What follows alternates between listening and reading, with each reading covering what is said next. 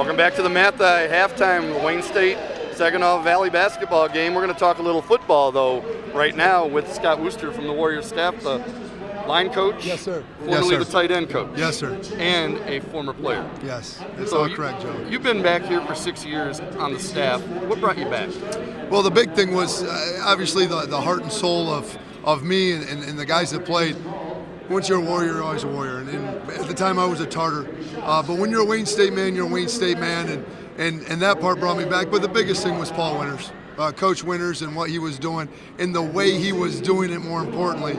I was very intrigued with and was a step I wanted to take in my coaching career, coaching for a man like Paul. You know, you guys as a staff, there's a lot of continuity there. It seems like when you do lose a guy, you lose him to the NFL, like you did with Hef. But talk about that, about how important it is to keep that core together, the coaching staff. Absolutely. It's so important. And when you look at the great programs from Division I, Division II, NFL, there is that staff continuity. There's those guys that have stuck together. They know each other. They complement each other. They're there for each other, and I think that's been big for us. I mean, Coach Kaz has been there with Coach Winters the whole way. He's our recruiting coordinator. We're going to talk some recruiting here, but he's been there with them 11 years. Myself, 6. Coach Wilson now 3. And in that continuity, Coach McKenzie's going on 7 now. Coach Reardon is back. He was a guy that went away and came back. So there's some loyalty factor. We know each other. We complement each other, and it's huge in terms of wins and losing. And obviously, like you say, it works for wins and losing, but it also works for recruiting because there's continuity in the high school football community. They know your face. They know your name. When you come around, they're comfortable talking to you. That helped you sign 18 new players that are coming, 17 from Michigan, 5 from Detroit. Yes. Talk about that. Okay, so when I'm going into a school, I go in May, I go in December, I go in January. There's a trust factor. The high school coach knows I'm going to be there. I'm going to see his student athlete graduate. He knows Coach Winters is going to be there. He's turned down the Division I opportunities. He's been here 10, going on 11 years. He knows he's going to follow through with his kid. He's not on the phone picking it up every time there's a Division I opportunity. And he knows that we're not doing that either. We love it here. It's home here. And the high school coach trusts us to send his student athlete, to send his guy to us. So I think that's big. And it pays dividends. 17 out of 18 in the state of Michigan. Some big gets on the west side of the state, but Macomb, Oakland, Wayne County, 5 in Detroit. That's made a huge difference. Coach McKenzie's been working Detroit. Now we've got 5 coming in this class.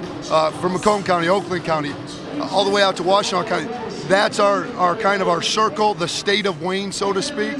And that loyalty from the high school coaches and the loyalty to the high school coaches has paid dividends, and we saw that in this class. Let's talk about some of these players. Last year it seemed like you went for strength. This time you went for speed. Yes. Let's talk about some of these guys. Receivers, linebackers, corners, safeties, and quarterback. Absolutely. A skill set, and strength punishes, but speed kills. And conditioning demoralizes. So if you don't have speed, you're chasing it. So we went out and got some speed.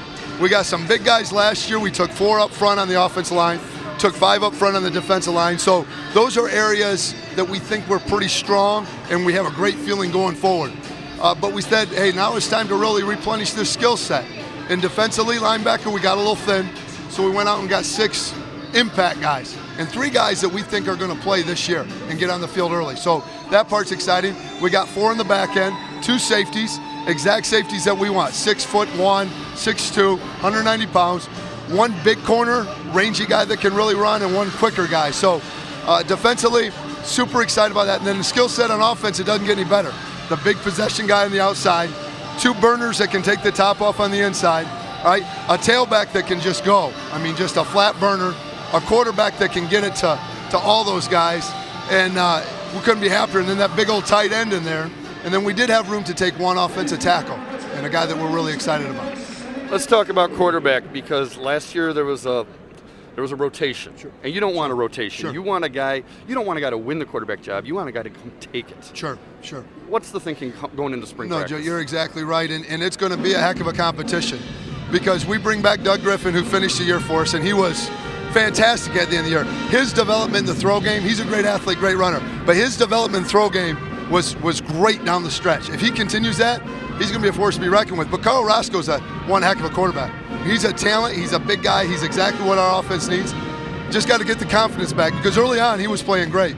And then Trevor Van Tubergen, the guy we redshirted, he's something to watch out for because he had a great job in the freshman scrimmages. And then Sean Ganane can still really throw it. So it's a 4-man race with the guy we're bringing in, Tyler Kroll, who, you want to talk about an arm. I mean, the guy's got legitimate arm talent. He can make every throw in our offense. Throws we don't have in our offense he can make. And he can move around the pocket, and he's deceptively fast. He can move a little bit too, so he's a total package.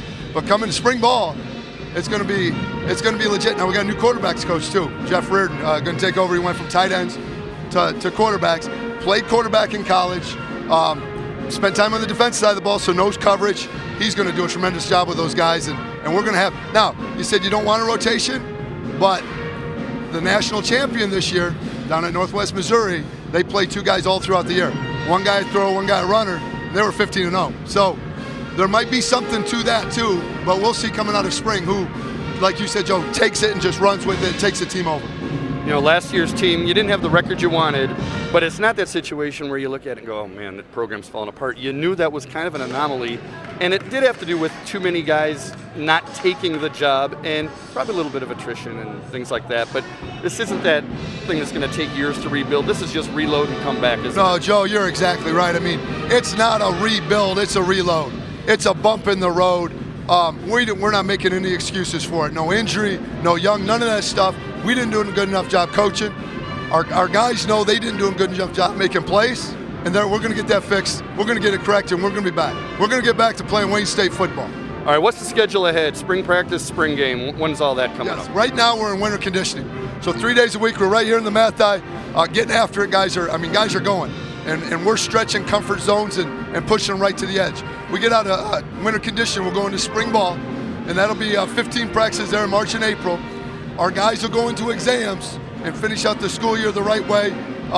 Get that 3.0, and we're gonna get after that this time. We're gonna have a 3.0, right? And then we'll go on the road and recruit in May.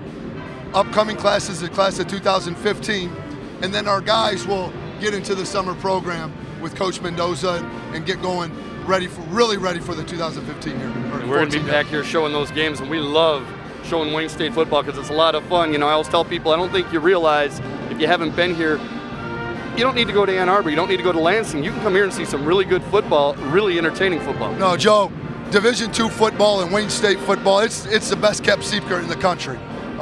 It's college football. It's true student athletes. It's guys playing for the love of the game.